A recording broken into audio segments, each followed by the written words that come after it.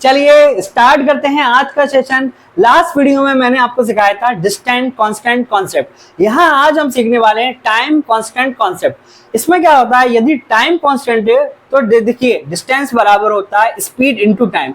तो डिस्टेंस का ratio speed के रेशियो के प्रोपोर्शनल होगा, यानी डिस्टेंस डायरेक्ट प्रोपोर्शनल होगी स्पीड के।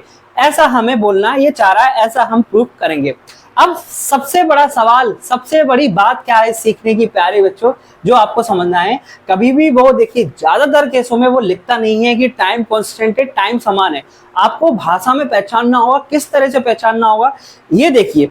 जैसे कि दो पर्सन है, यहां से क्या होगा, एक पर्सन S1 स्पीड से ट्रेवल कर रहा है इस डायरेक्शन में, एक पर्सन S2 स्पीड से ट्रेवल कर रहा है इस डायरेक्शन में। यहाँ क्या होगा, दोनों जैसे 4 बजे है ना, 4 PM, तो ये भी 4 PM, दोनों सेम टाइम पर ट्रेवल करना चाहेंगे। ये भी 4 बजे यहां से ट्रेवल करेगा, ये भी 4 बजे यहां से ट्रेवल करेगा। तो मुझे बात बताइए, स्पीड चाहे कुछ भी हो, मान लीजिए इसकी स्पीड बहुत ज्यादा है, ये यहीं आके मिले, लेकिन मिलेंगे, जब भी मिलेंगे वो सेम टाइम ही होगा, ये चीज समझिए। मान लीजिए इसकी स्पीड ज्यादा है, इसकी बहुत ज्यादा है, इसकी बहुत ही कम है, इसकी 200 है, इसकी मान लीजिए 5 ही है, तो ये यहाँ जब भी मिले तो जितने भी टाइम में इसने जितना ट्रेवल किया ना, उतने ही टाइम में इसने यहाँ से ट्रेवल किया। मैं आपको क्या सिखाना चाह रहा हूँ, जैसे कि देखिए 4 बजे मान लीजिए इसकी स्पीड, यहाँ मान लीजिए 5 बज रहे हैं यहाँ, तो 1 घंटे इसने ट्रेवल किया, 1 घंटे इसने ट्रेवल किया, दोनों मिल गए, टाइम सेम है। इस तरह से टाइम कॉन्स्टेंट बन जाता है। अब मान लीजिए 3 बजे चल रहे हैं, 3 बजे चल रहे हैं दोनों, तो 6 बजे मिल रहे हैं। जब भी 6 बजे मिल रहे हैं तो इसने भी 3 घंटे ट्रेवल किया, इसने भी 3 घंटे ट्रेवल किया, टाइम हो गया सेम, हो गया, टाइम कांस्टेंट हो गया। आ रही है बात समझ में। अब देखिए चाहे मान लीजिए अब ये 12 बजे दिन के चल रहे हैं, ये भी 12 बजे दिन के यहाँ से चलना चालू करेगा।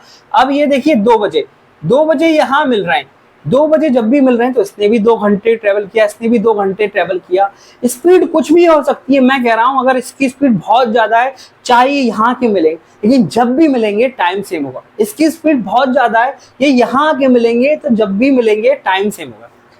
तो आ गई बात समझ में। तो समझने वाली बात यही है कि जब भी मिलेंगे टाइम सेम होगा, टाइम कांस्टेंट हो जाएगा। अब चलिए आइए करते हैं इसको प्रूफ। कैसे, देखिए एक पर्सन D1 स्पीड को S1 स्पीड से T टाइम में ट्रेवल कर रहा है। मैंने यहाँ T1 क्यों नहीं लिखा, क्योंकि टाइम सेम रहेगा इस केस में। एक पर्सन D2 स्पीड को, D2 डिस्टेंस को S2 स्पीड से T टाइम में ट्रेवल कर रहा है। यहाँ से T की वैल्यू D1/S1 हो जाएगी, यहाँ से T की वैल्यू D2/S2 हो जाएगी।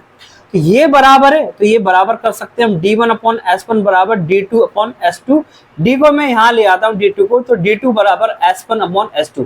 देखिए यहाँ D1 है तो यहाँ भी S1 है, यानी D1 प्रोपोर्शनल है S के। इस तरह से हमने प्रूफ भी कर लिया।